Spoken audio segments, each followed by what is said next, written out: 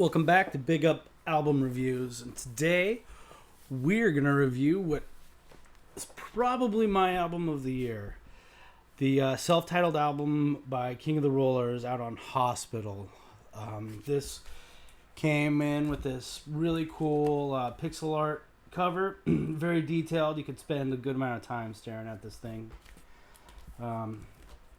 Pretty long album with 13 songs, I think. Let's double check that. No, 17. So that's a huge album. And I know it's been a very big album over in the UK. I don't go out to clubs anymore, so I don't know if it's tearing up the clubs, but I kind of think it is, from what I can tell. So, comes on 3 pieces of vinyl. Ooh, got them stuck in there. 3 pieces of vinyl, all colored. We've got yellow,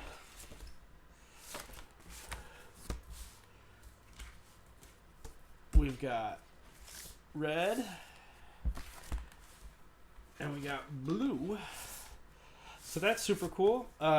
It's pretty rare to see albums come on 3 pieces of vinyl these days. And they've got these awesome art print sleeves, which I'll be replacing with generic ones to keep these ones in good condition, where you can get a real close-up of that pixel art. There's the Eye of London, or whatever it's called. So I think this is supposed to be of London. So let's talk about the music, the most important part. So as I said, I'm not being shy about this. I think this is probably my album of the year. I think that this is one of the best albums I've heard in drum and bass, period. It is nearly perfect. There's not a bad tune on it. It goes in and out of styles. It kind of reinvents some styles. I mean, King of the Rollers may not have been the first people to do some of these sounds, but it's the air horn bass, as I've heard it called, or the marine horn, kind of like the sound of a ship, just huge, massive, kind of heavily reverberated bass. And that's one of the things I love about this whole album is it focuses on the bass. You are getting a heavy bass album with this. Lots of MCs on it, which really it makes me reminiscent of Ed Rush and Optical and Rhyme Time, especially on the Creeps album. This kind of reminds me of the Creeps album in a way because it doesn't take itself too seriously, but sounds great. Feels like it's right now. So let's get into a little bit more of the details. Let's start with Zulu, which is this huge, massive tune. I know it's one of the big singles of it. It's got this deep end and massive bass. It's got that air horn sound kind of bass that I'm talking about, that I think that the King of the Rollers are doing, and I know a lot of people are doing it too, based off of what I'm seeing on Instagram. It's absolute dance floor track. It's gonna destroy dance floors, I'm sure, for many years to come. I have the feeling it's gonna be a classic tune that people pull out for many years to come. Then we've got Move, a cheeky tune with Inja. Fun stuff. It's a fun tune. Top-notch production. Get you moving. The Sky is Falling feature Lydia Plain. And this one kind of has a little bit more old school vibes on it. It's got real... It's real cinematic. It's got these cinematic strings throughout it. It's a little tech steppy, and the bass is kind of racy and technical, but not in a overdone way. Another just like kind of reminds me of Evanescence and the rock tune, and I wasn't a fan of them, but I'm feeling this tune. Next up, we got Guitar Track, which guitar track out of this album, which there is not a single bad tune on. Guitar Track is my favorite track on the album. Great use of a guitar sample with some real emotive bass with like kind of 808 bass and some great vibraphone samples. I love that track. I could listen to it on repeat for hours. Then we got Rockers featuring MC Bassman.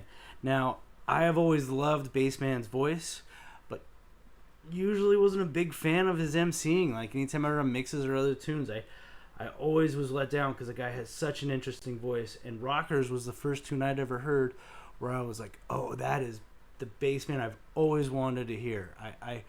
I know he's a big jump up MC, and that makes me, and you know, some of the tunes on here are a little jump uppy, but in a classy way.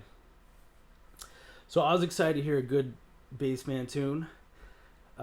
Next we've got Dead Already, which is kind of like I would call it Inja's horror version of horrorcore. You know, it's a little more minimal to fit Inja's voice, but it does have kind of some interesting, intricate drum work with plenty of funky bass. Next up, we've got Mammoth, which I honestly think it's the perfect name for this tune, because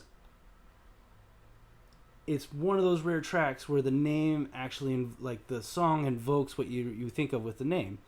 By that I mean, like, I really feel like I hear mammoths trampling through a field somewhere, you know, going into battle or something like that, or stampeding cavemen that were hunting after them. Just awesome stuff. On the Run with Queen Rose is kind of like, reminds me of old Represent stuff. It was their kind of take on Ronnie Size's sound, and done eloquently. Sounds modern, sounds great, isn't cheesy, awesome. You Got Me. This one's super moody with amazing bass. We've got Time Bomb, which is a straight up like ode to Ed Rush and Optical and Stack and Skynet style tech step. Got Tinzo.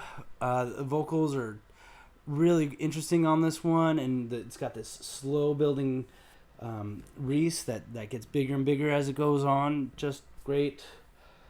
We've got Shella, which is one of the few songs that got a video for it on this album, featuring Chimpo. Kind of stripped back compared to a lot of these other tunes, but it lets Chimpo go in, and Chimpo's in full force here, doing his kind of cheeky, not taking life too serious thing. We've got Flamingo, which has got, once again, it's got that kind of that new sounding bass. What I'm going to call it new. I'm sure there's stuff that I could have found from earlier generations that sounded like it, but it's a trend at the moment. The air horn bass and kind of stuttering. It's got some additional stuttering through it with, once again, great break work. We've got Round Here, which is like a hard raga jump up tune, style tune. You know, it's even got a little bit of a whistle bass to it, which, like, a whistle bass tune that I actually like, that's insane. Whistle bass is the number one thing that I hate in drum and bass more than anything else.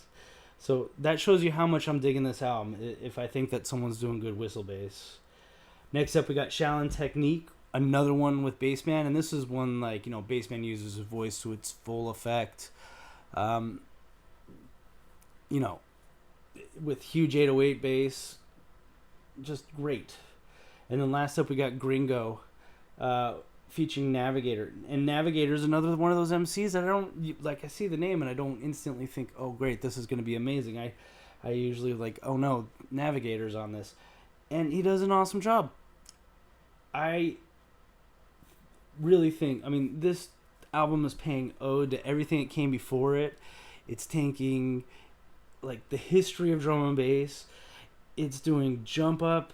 It's doing tech step. It's doing liquid. It's doing everything, and it sounds like one cohesive album. You know, it's so cliche in drum and bass for everyone to say that that it's not just a collection of singles, and this is one of those albums that actually doesn't feel like a collection of singles. but it's great. I love this album. You should go buy this album. It's one of the best albums of the year, in my opinion. It's we'll see when I make my year-end list of my favorite albums I bought this year. I'm almost positive this is going to come in number one. If you don't own this, you should go buy it. If you like what we're doing, and make sure to like and subscribe, and we'll talk to you soon.